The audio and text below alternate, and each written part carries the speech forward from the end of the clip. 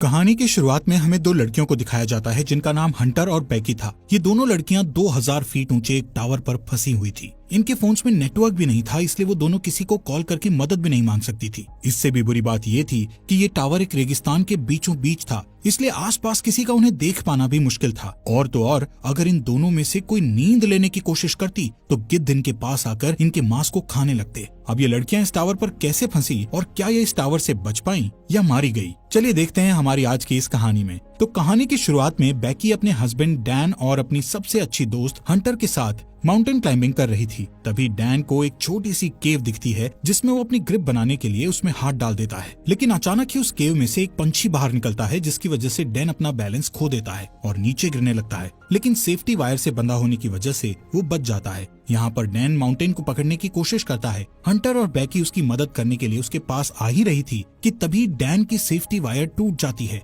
और वो नीचे गिरकर मर जाता है। यहाँ से सीन प्रेजेंट में 1 साल बाद दिखाया जाता है, जहाँ बैकी आज भी उस इंसिडेंट में मरे अपने हस्बैंड को याद करके बहुत दुखी थी। वो काफी ज्यादा ड्रिंक करने लगी थी, जिससे वो डिप्रेशन में थी। उसकी इस बात से उसके फादर जेम्स उसको लेकर काफी परेशान थे। वो बैकी को उस इंसिडेंट से मूव ऑन करने को कहते हैं, लेकिन बैकी उनकी कोई बात मानने को तैयार नहीं थी। एक दिन बैकी अपनी लाइफ से परेशान होकर बहुत सारी दवाइयाँ एक साथ खाकर सुसाइड करने की कोशिश करती है कि तभी उसके फोन पर हंटर का कॉल आता है, जिससे वो सुसाइड नहीं करती। अगले दिन हंटर उसके घर जाती है। हंटर बैकी को उस इंसिडेंट से बाहर निकालने के लिए उसको कहती है कि उसने B67 टीवी टावर पर क्लाइंब करने का प्लान बनाया है और जिसमें तू भी मेरे साथ क्लाइंबिंग करने चल रही है। अब क्योंकि हंटर जानती थी कि बैकी को एडवेंचर प्लेसेस पर जाना बहुत पसंद था और काफी लंबे समय से उसने कोई एडवेंचर भी नहीं किया था, बैकी जो इस टाइम काफी परेशान थी, इसलिए वो हंटर को क्लाइंबिंग करने से मना कर देती है। लेकिन नेक्स्ट मॉर्निंग जब वो किचन में रखी अपनी मेडिसिन लेने जाती है तो वो थोड़ा सोचते हुए डिसाइड करती है कि वो उसके साथ क्लाइंबिंग करने जाएगी। इसके बाद हंटर और बैकी दोनों उस टावर की ओर निकल जाते हैं।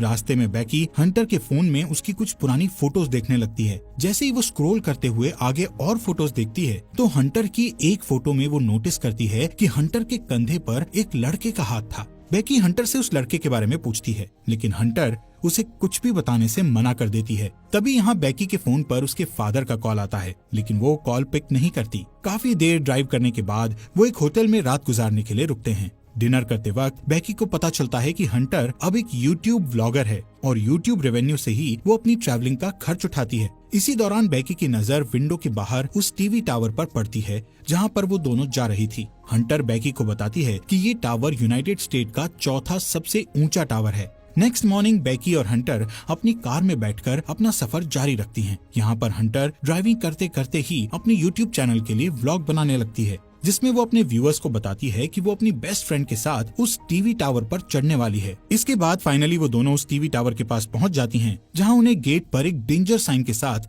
ताला लगा हुआ मिलता है। यहाँ से वो दोनों गाड़ी को छोड़कर पैदल ही आगे जाने लगती हैं। रास्ते में उन्हें कुछ गिद्ध एक मरे हुए जानवर को खाते हुए दिखाई देते हैं। हंटर इस चीज को भी अपने व्लॉग में रिकॉर्ड कर लेती है और उस मरे हुए जानवर की फोटो क्लिक करके अपने इंस्टाग्राम अकाउंट पर पोस्ट कर देती है, जिस पर उसे बहुत जल्द ही काफी लाइक्स मिल गए थे। कुछ देर बाद वो टावर तक पहुंच जाते हैं। यहाँ पर हंटर अपना व्लॉग बनाना बंद कर देती है। वहीं बैकी टावर की ऊंचाई देखकर डरने लगती है और उसे लगता है कि वो ये नहीं कर पाएगी, क्योंकि डैन के साथ हुए इंसिडेंट के बाद उसने कभी इतनी ऊंचाई का सामना नहीं किया था। लेकिन हंटर उसे उसका डर दूर करने के लिए कहती है, जिसके बाद हंटर सेफ्टी रोप को उसकी कमर से बांधकर टावर के ऊपर चढ़ना शुरू कर देती है। ये पूरा टावर काफी पुराना हो चुका था, जिस पर बुरी तरह से जंग लगी हुई थी। इस टावर की सीढ़ियां हिल रही थी और नट बोल्ट भी काफी लूज हो चुके थे। यहाँ पर ये दोनों काफी ऊपर तक चढ़ चुकी थी कि तभी बैकी के हाथ से सीढ़ी का एक पुराना हिस्सा टूटकर नीचे गिर जाता है, जिससे बैकी थोड़ा डर जाती है। लेकिन वो हिम्मत करके फिर से उस टावर के ऊपर चढ़ने लगती है। ऐसे ही धीरे धीरे वो आधे टावर तक पहुंच जाती है,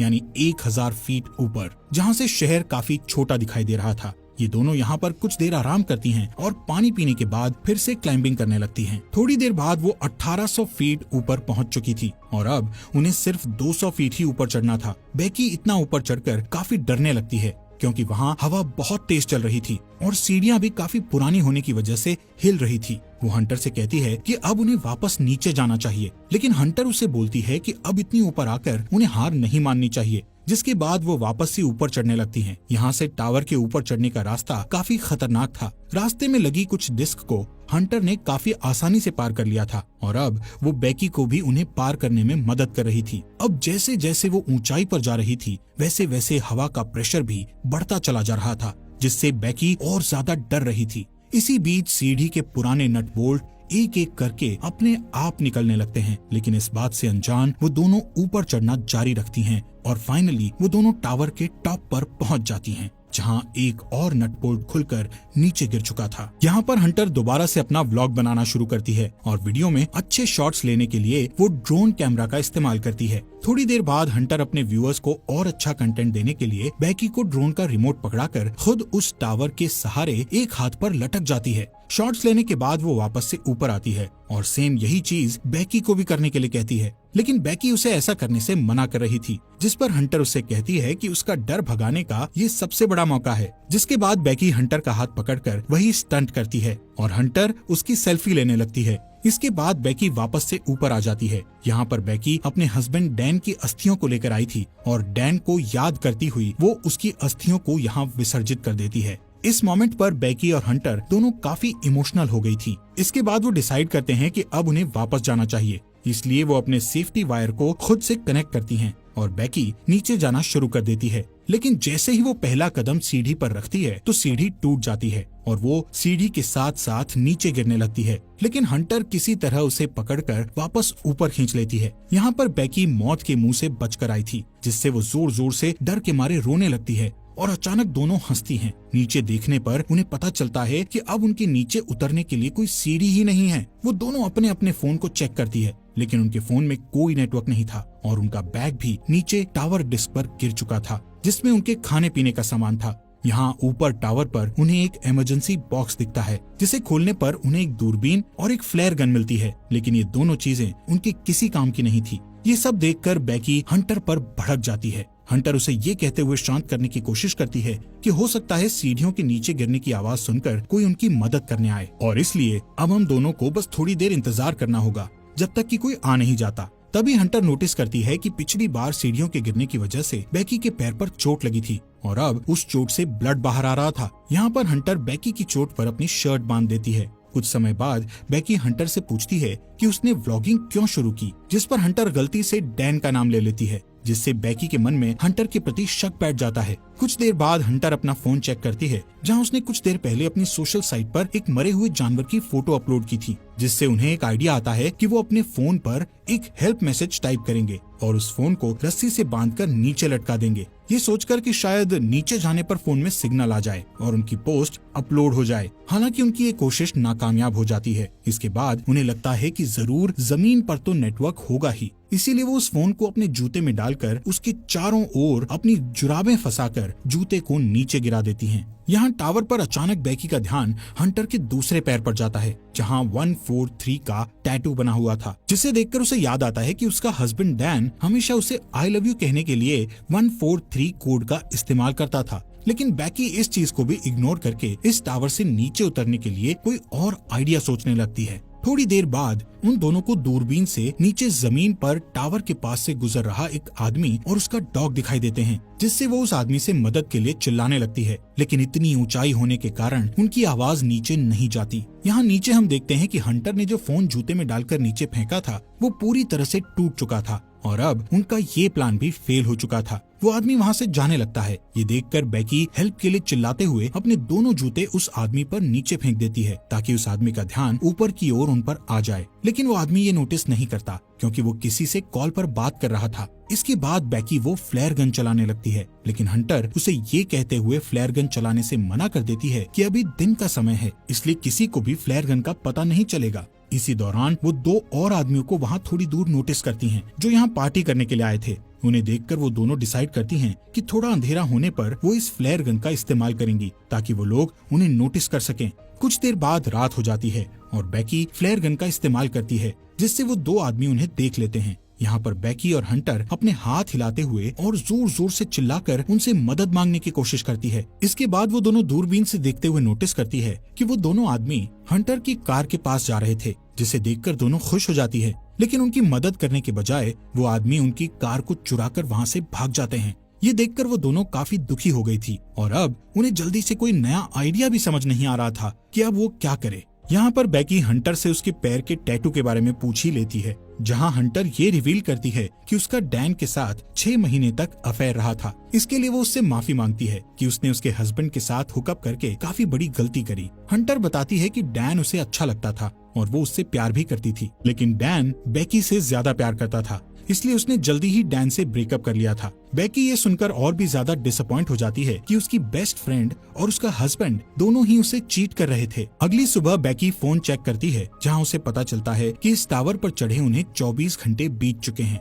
अब क्योंकि उन्हें काफी भूख और प्यास भी लग रही थी, इसलिए हंटर डिसाइड करती है कि वो नीचे डिस्क पे जाके अपने बैग को लेकर आएगी, जिसके लिए वो सेफ्टी रोप को टावर से बांधकर नीचे उतरने लगती है। लेकिन डिस्क से थोड़ी दूर पर वो रस्सी छोटी पड़ जाती है, जिससे हंटर उस बैग तक नहीं पहुंच पाती। अब उसके पास कोई और चारा नहीं था, इसलिए हंटर अपने साथ बड़ी रस्सी खोलकर उस पर लटक कर जंप लेते हुए डिस्क पर कूद जाती है। वो बैग को उठाकर उसमें से पानी की बोतल निकालकर पीने लगती है। इसके बाद वो अपनी सेल्फी स्टिक की मदद से बैग को रस्सी से लटका देती है और खुद भी कूदकर उस रस्सी को पकड़ लेती है। तभी बेकी उसे ऊपर खींचना शुरू करती है। यहाँ पर हंटर भी ऊपर चढ़ने लगती है और वो बस ऊपर पहुँचने ही वाली थी कि तभी उसके हाथ से रस्सी फिसल जाती है, जिससे वो तेजी से नीचे गिरने लगती है। ये देखकर बेकी की धड़कन एकदम से तेज हो गई थी, क्योंकि अपने हस्बैंड को खोने के बाद अब वो अपनी बेस्ट फ्रेंड को नहीं खोना चाहती थी। लेकिन जैसे ही बेकी डरी हुई नीचे देखती है तो हंटर उसे रस्सी पर लटकी हुई दिखती है। हालांकि हंटर के हाथों में काफी चोट लग गई थी, इसलिए बेकी अपनी पूरी ताकत लगाकर हंटर को टावर के ऊपर खींच लेती है।